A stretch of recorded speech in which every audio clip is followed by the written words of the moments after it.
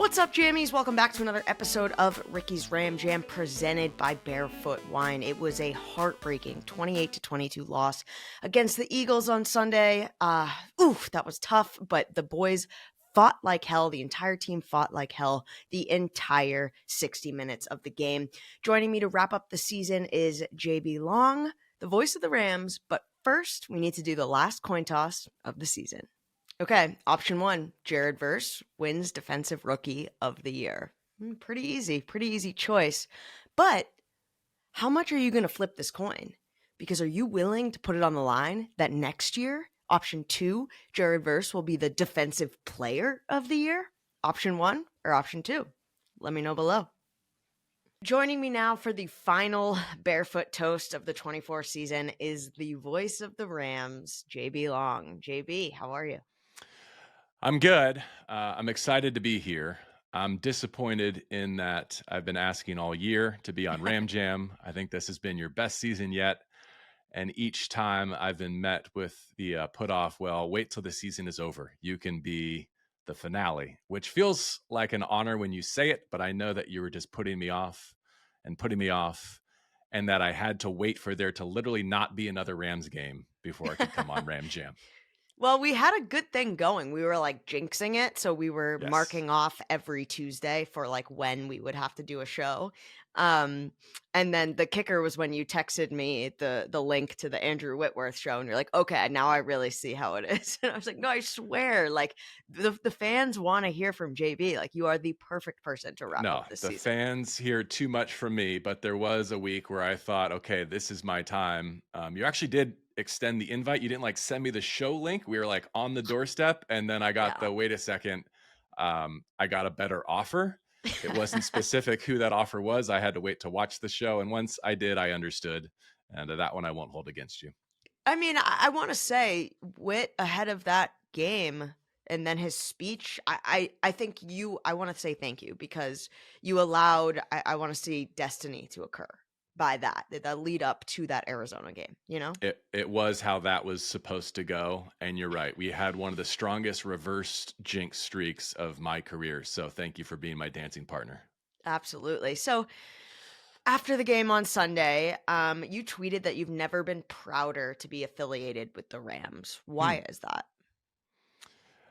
You know, I've been privileged to be a part of some great seasons on and off the field, but I feel like organizationally, this was our most triumphant. Unfortunately, to really prove that, you have to have hard cards dealt your way. And I think we as a team, as an organization, more importantly, as a city and a community, have gone through it again.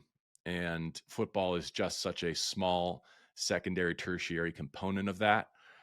But I feel like that's really in my now 9 years where the Rams organization, let's put team aside for a second, has shined the brightest.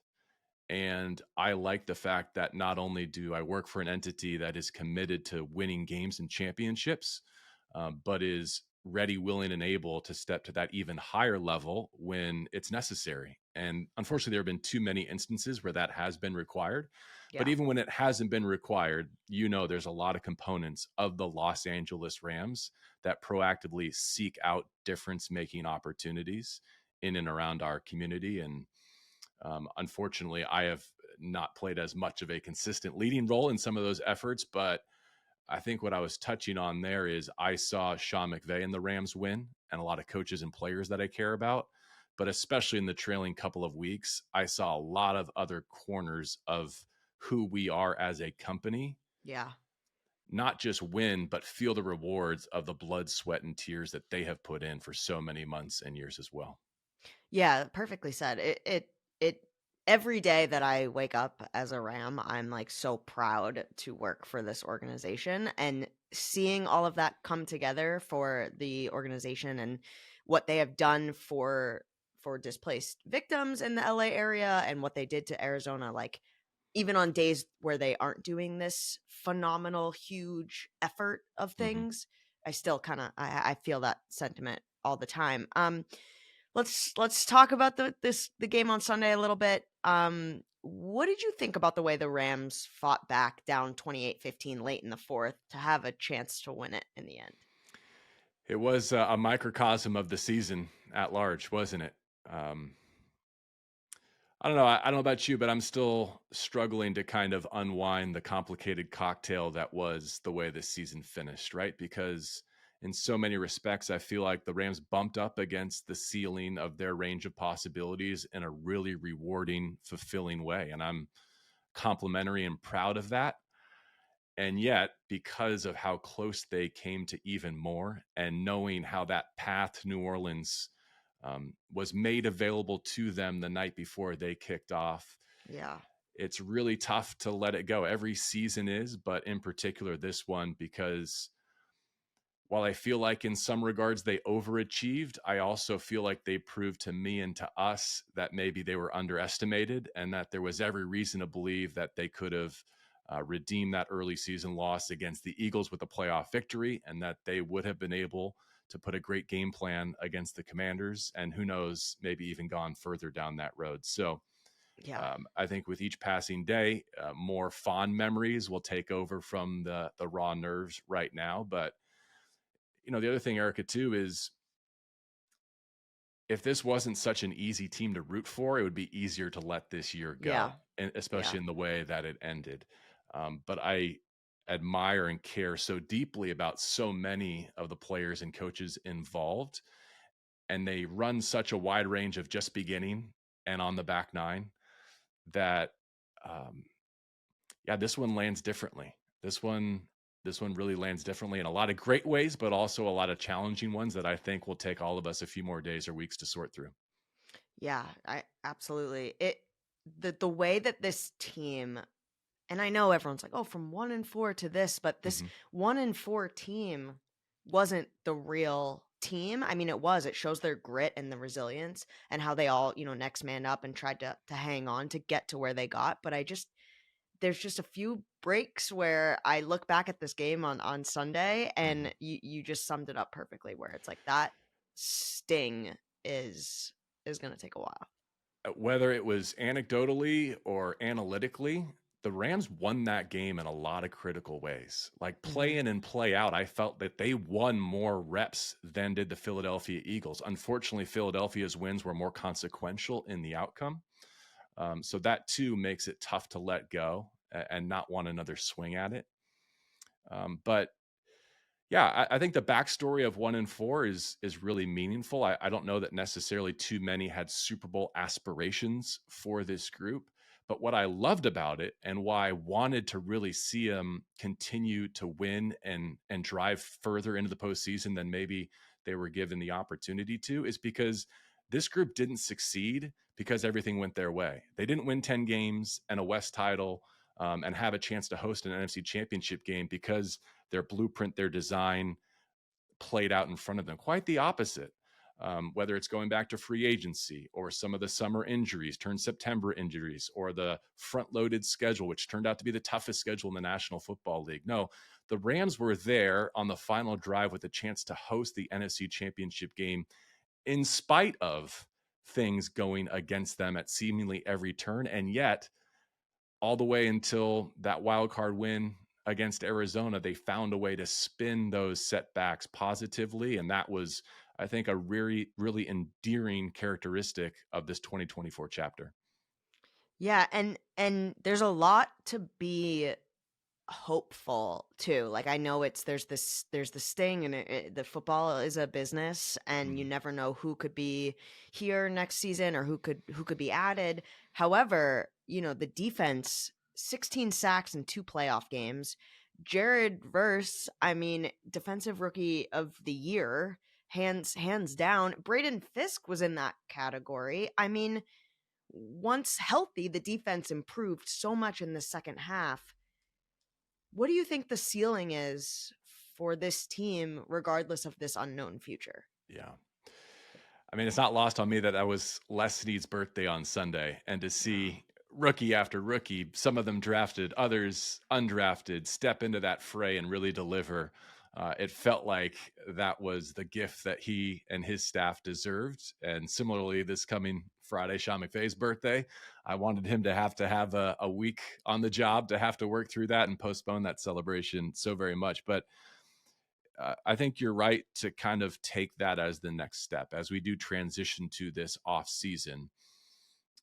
If you're a step or two removed from the Los Angeles Rams, you didn't think that when Kevin Demoff wrote that spring letter going into last season saying, hey, times are going to change here a little bit. It's not that we're not going to continue to strive to compete and win championships, but the way we've gone about it, we're going to have to course correct just a little bit to kind of reset our next launch point.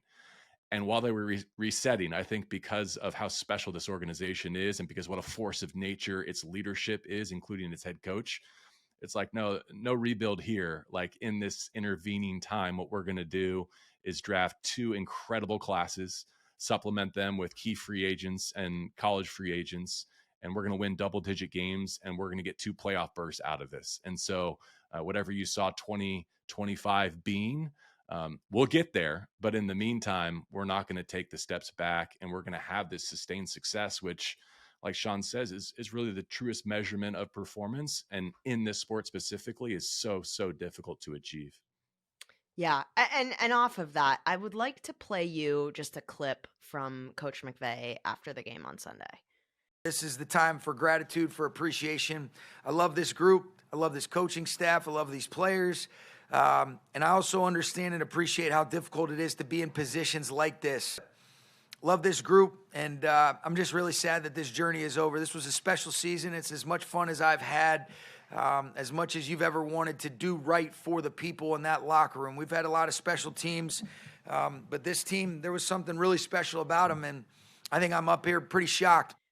So to see him be so vulnerable and have that kind of emotion, like, what do you take away from that type of leadership, from that type of emotion and love for this type of team? Yeah.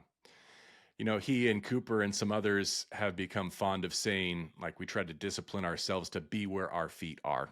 And I think Sunday was a shining example of that. Their feet were planted in the snow flurries of Philadelphia and the Link. And in that moment in time, they were planted in heartbreak. And yet, unlike less disciplined members of this organization who are immediately running to, okay, what's next? And what does that mean for player A, B, or C? And where does 2025 start?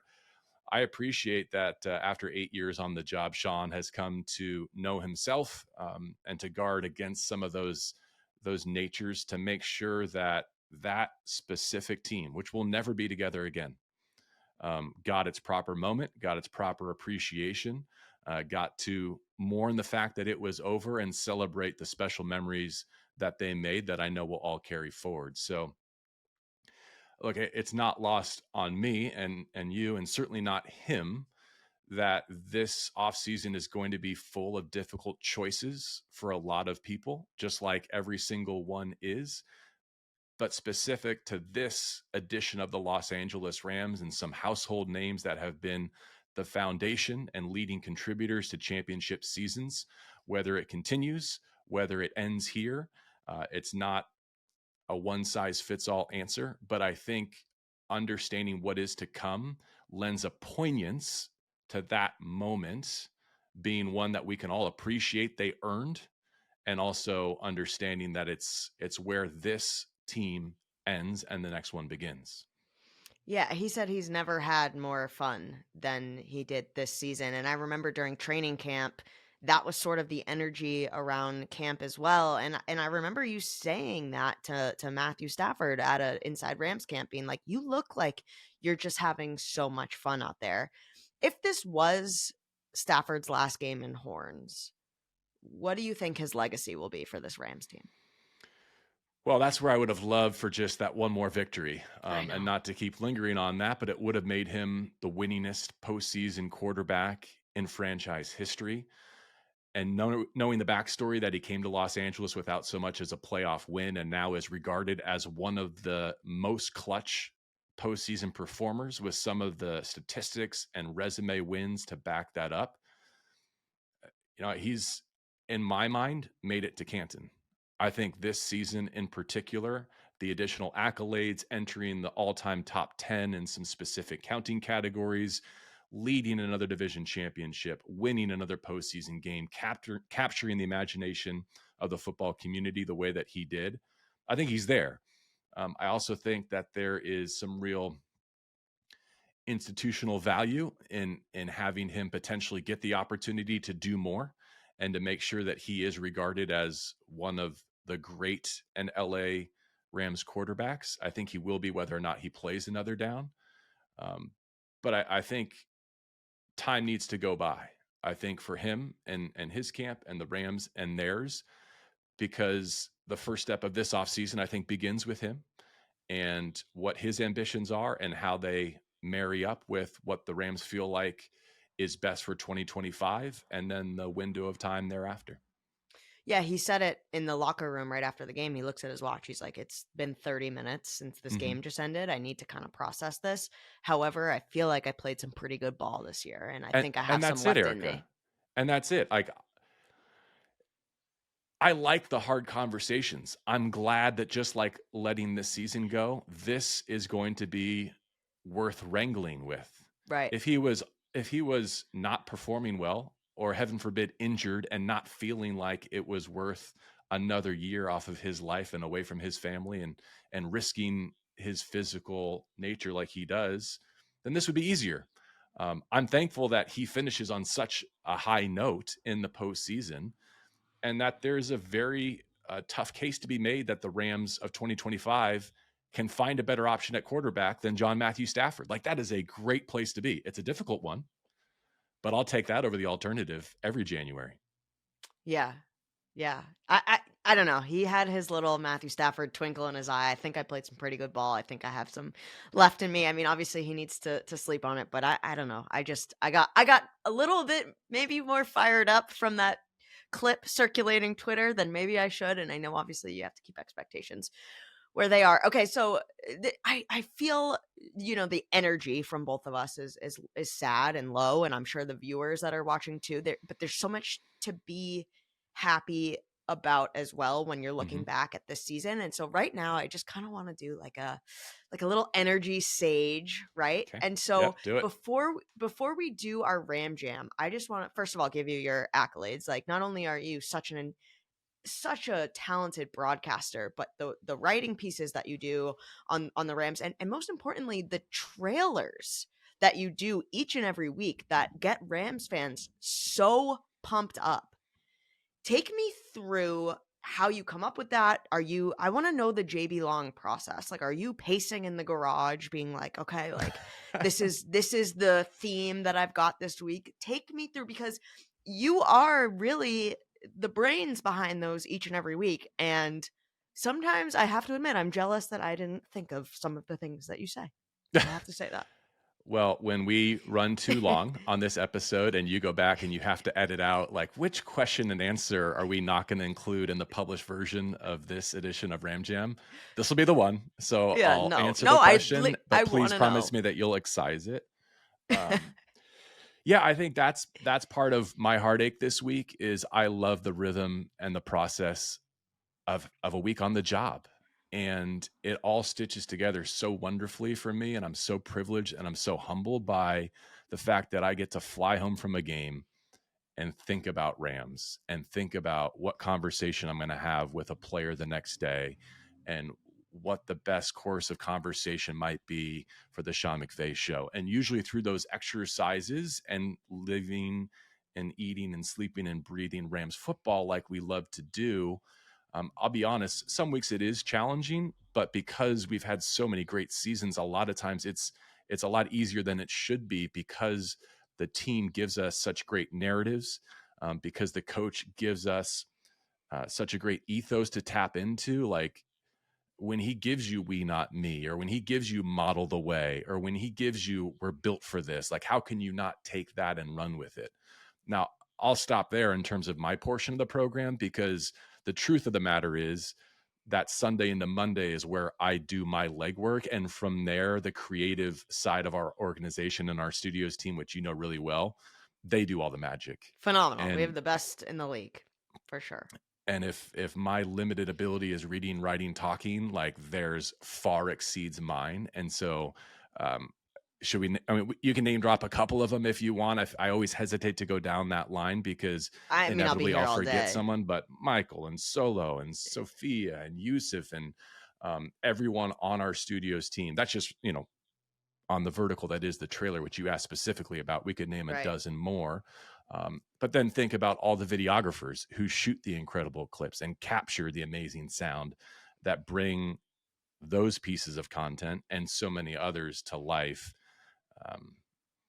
Yeah, that was an idea that we started in Sean's second season, I want to say. So what has it been now? 8 minus 1. It's been 7 full years that we've done one of those hype videos each and every week, I think, if my math is correct, which is mind-boggling to think is real or has been possible. But I assure you, I would have run out of juice long ago, if not for how good the organization has performed on the field, how inspiring the head coach and his messages have been. And again, all the contributors to those and every piece of content that you see on the Rams.com, on our social platforms, our YouTube channel, etc. Well, they get me fired up, and maybe in the off season you could write like a game trailer for like my weekend, like maybe just like a normal Ricky's weekend trailer. Bing. See, I'm already forgetting names that I think I probably did not drop in my initial. I mean, it goes on forever. I should have written them down to make sure that I name checked everyone. But if you're hearing this and I missed you, shame on me. It's only because I'm still hungover from the Rams loss on Sunday. Yes. And the Barefoot Wine. Shout out, Barefoot. Love you guys. Love what you're doing over there. Okay. JB, before I let you go, it's time for the Ram Jam, where I ask my guests the same 3 questions. Describe your perfect day, start to finish. Yeah. All right. So I will be a little sappy here, if you'll allow it. Absolutely. Because watching your show as I do, I often think, like, how has my answer changed over the course of the years that you've been doing it, or since you first asked? And because we mentioned Big Wit earlier, when I heard his answer to this question, I was like, yep, that's my perfect day too. Heaven forbid Eric is going to put me on the spot. How would I answer that any differently? I just want Wit's life and Wit's day. That's pretty perfect. Go watch that episode if you don't know what I'm talking about. But part of what makes Ram Jam great is it is introspective. And I did have that drive in the car and I thought, no, what is my real answer? And my real answer dawned on me when we showed up to the week 18 regular season finale against the Seahawks at SoFi Stadium. And I realized that home Sundays are my quite literal ideal day. In its best case, I'm up early with a run to just kind of get my mind right and get calorie negative and kind of just set myself up for a football game, able to go to church with my wife and my boys and go from there right down the 405 to SoFi Stadium, which is in so many ways my happy place. I don't know about you, but if I've been, walking across American Airlines Plaza into the main bowl 100 times, I don't think once it's failed to make, the hairs on my neck stand up with adrenaline. To be with the people that I love working with, including MJD and DeMarco Farr, and to really just soak in the privilege of the seat that I have for this window of time, and hopefully win a game and then be home by dinner time to kind of invert that process. Those are my best days on the calendar. That's why I hate to see the off season arrive, is because I know how long the months will be until I get to do that again. Yeah, no, that's a perfect answer. Now you can't also switch lives with a celebrity and just pick Wit also. So that's off the table, just so you know. Yeah, in lots of ways I can't just get to be Wit. Which celebrity would you like to switch lives for one day and why? Oh, man. What's your current answer to this question? I mean, it's Taylor Swift, obviously, but I'm such a Swiftie. By the way, I just felt a static cling. Oh, nice. In my sweats. So that's where we're at in the off season. Yeah, dryer sheets. I'm putting laundry on with dryer sheets. So, I mean, we've all been there. I'm there mid-season. I mean, off-season. Yeah, now I don't even know what to do with my time. It's just, we all have to disconnect. Yeah, Taylor Swift for sure. I'll stay in the music space too. I'm a big John Mayer guy. I think that Taylor would Swift's be ex. Yeah. So I wanted to kind of just see what it's like to marry that up with where you are. But as someone who does not have music ability, doesn't get a chance to perform in that way, but kind of knows what it's like to be on a mic differently. Like, what if I had all the talent in the world and was just naturally in my element? Yeah. Yeah, that would be good. All right, the final Whose fault Ram was it, by the Jam. way, that they broke up? Whose fault was that? Probably John's. I think it was John's. The way that Hmm. reading between the tea leaves of the dueling songs and everything. She was 19. He was a lot older. We could go down a whole rabbit hole there. It was his fault. It worked out great for her. I don't know how well it's Yeah, worked out for him. she's fine. Okay. Iced coffee on a snowy day or hot coffee in a heat wave? I've come a long way on this one. Okay. I'm very much an iced coffee guy. I think the next step in airline service evolution is, why are we not serving quality iced coffee on planes? Yes. Like, there's so many delivery mechanisms. There's so many ways that our various airlines can make that happen for us. Mhm. It's also a lot safer than pouring hot coffee, don't you think, on a turbulent aircraft? Absolutely. So, but I will say I've come to appreciate that I think peak coffee, the best coffee moment, is a nice latte, hot latte on a cold day. So like, that is the height of coffee experience, but in terms of what delivers day after day, and my preference, again, we live in California, we get to have the best of iced coffee. And I also think you can have more iced coffee. I can only have one hot coffee per day usually. Same. Yeah. Unless I'm working from home and I've got my Nespresso, and sometimes I'll like make a couple and then I'm not going to ice. So it depends on what but I'll leave you with this anecdote before we sign Please do. off. Jory, who you know very well, who is someone that works for us with the Rams. He shout out to him. He watches every single one of these and gives me a lot of notes to make the show better. So I'm very, very thankful for him. He leaned over to me yesterday at the office and was like, 15 years ago, people weren't drinking iced coffee. I mean, coffee is supposed to be brewed hot. Do you know that? And I was like, I think you're right. I mean, in Australia, you order a nice coffee, they give you ice cream in it because they're like, what are you talking about? Like, coffee is meant to be brewed hot. But also, like, give me a nice latte. So those were his 2 cents. That he seemed pretty perplexed in the middle of the day that he likes listening to this part of the show the best. Well, I think it just makes us more appreciative of the moment in time that we've been born into, that we get to have more advanced coffee culture, especially living with where we do, and we can enjoy it in different, and between us, better ways. Right. Of course. JB, thank you so much for your time, and thank you from all Rams fans for all that you do every single week. You give us so much access into the team, into the organization, and you are just the brightest light. And as a friend and just jammy, I thank you for your time today. Well, again, congratulations on what I'm going to say is your best season yet, and here's to many more. I cannot believe that we were watching your training camp antics months ago. It feels like just yesterday. I know. Kids Say What is my family's favorite Rams segment. We ingest it religiously. And to your audience too, like, way to go, Jammies. I'm glad that you've discovered what an authentic and awesome person Ricky is through this show and through other ways.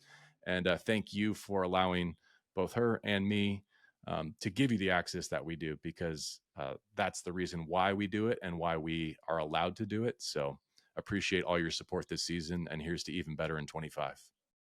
There he goes. Thanks to JB, the organization is in great hands. That does it for this week's episode of Ricky's Ram Jam. And I just want to thank all of you jammies for following along and being here each and every week. To everyone that's been in the comments for the coin toss, that was a really fun addition. We had some players on this year that was so much fun, and it was really great to sit down with some of those guys. And the amount of guests that we had with their perspectives, it was just a beautiful, beautiful season of Ricky's Ram Jam. And I'm so happy to all of you that have been here each and every week. I had such a blast doing this show, and I'm excited for next year. And there's a lot to be excited about. The off season is right around the corner. But until then, let's ram it.